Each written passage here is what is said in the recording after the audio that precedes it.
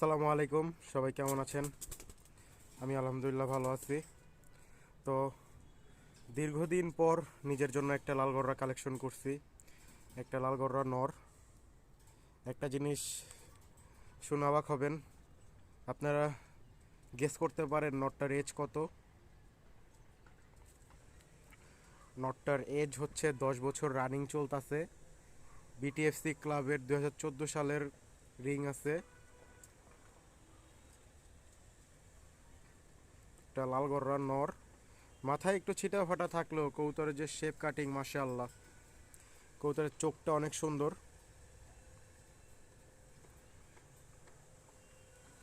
কবুতরের shape cutting, structure দেখতে পাচ্ছেন আপনারা। তো কবুতরটাকে আজকে কালেকশন করছি, দেখা যাক ইন ফিউচার বাচ্চা কাচ্চা করে কেমন আসে।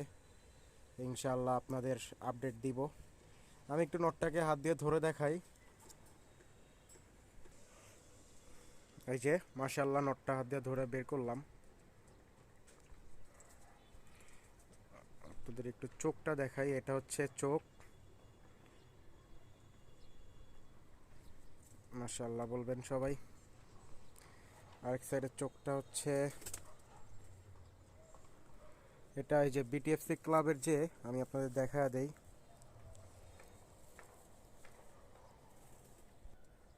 এই যে এটা হচ্ছে বিটিএফসি ক্লাবের 1437 নম্বর কবুতর। বিটিএফসি বাংলাদেশ ট্যাগ 2014 সাল।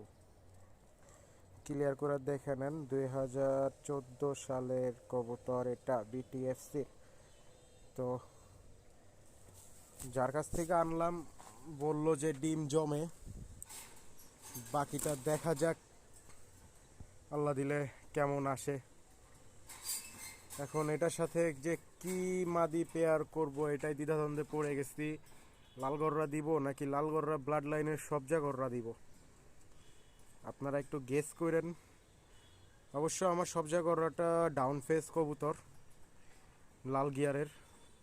চিন্তা ভাবনা করছি ওইটার সাথেই দিব। আমি মাদিটা একটু আনি আপনাদের দেখাই।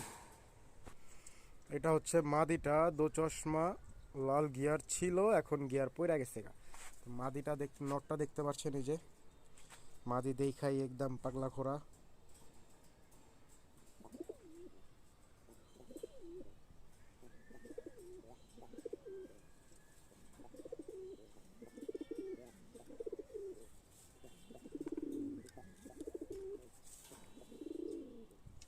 তো সবাই ভালো থাকবেন, আসসালামু আলাইকুম।